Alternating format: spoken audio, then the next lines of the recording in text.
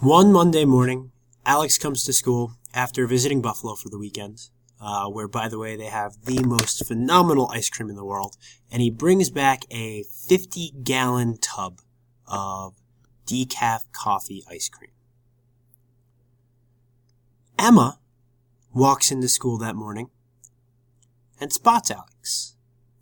And as it turns out, Emma's favorite type of ice cream is decaf coffee ice cream. Extremely excited and wanting some for herself, she immediately takes off towards Alex. Alex, scared for his life, knows that if he can just make it to the physics classroom before Emma catches him, everything is going to be okay.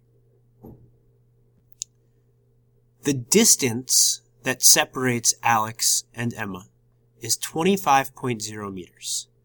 Emma, in her state of extreme excitement and after running around all season in field hockey,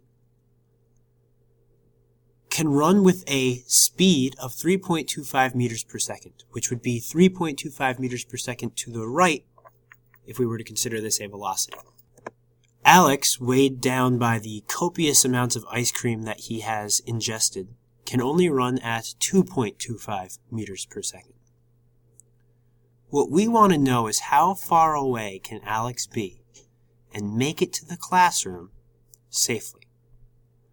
We need to start by considering the fact that there's some difference in their velocities, and this difference will allow Emma to catch up to Alex.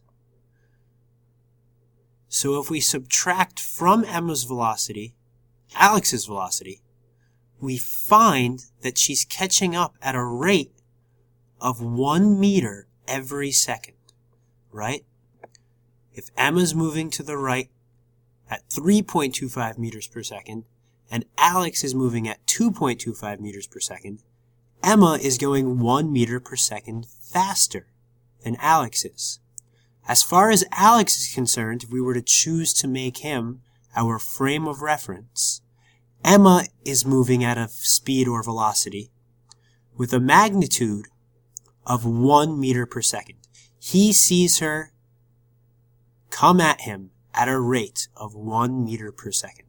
Now, we know that the distance that she has to cover to catch up to him is 25 meters, and we want to know how long it's going to take. So we just go to our equation that says average speed is our distance divided by our time. I'd like to make a note here. It's really important that our average speed is calculated by finding some change in distance over some time interval. There's no such thing as an absolute time that we're going to deal with. And when we do this, we have to consider our change in distance. If this were reading velocity, it would read our change in displacement in some time interval. So now I simply rearrange this equation so that I can solve for time. Remember, the distance that she has to cover is 25 meters, so we divide that by her relative speed, which is 1.00 meters per second. So, it would take Emma 25 seconds to catch up to Alex. Remember, the original question was how far away can Alex be and still make it to physics? So as long as it takes him 25 seconds or less to reach the classroom, he's going to be safe. So we're going to keep that 25 seconds from before. We know that Alex's speed is 2.25 meters per second. We know that the time that he has is 25 seconds. We are looking to solve for a distance. Again, we bring up our equation. Average speed is equal to the change in distance over some time interval. We rearrange the equation because we're trying to solve for distance, and we plug in our values. He has a speed of 2.25 meters per second, and as long as he makes it in 25 seconds or less, he's going to be safe. We then find that the distance we calculate is 56.25 meters.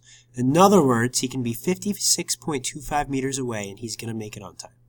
Now, if we take into consideration significant figures, the most number of significant figures we can have in our answer is 3. So we're going to round that up to 56.3 meters. So there it is. As long as Alex is 56.3 meters from the physics classroom or closer, he's going to make it safely to class and be able to eat all of his ice cream and share it with nobody.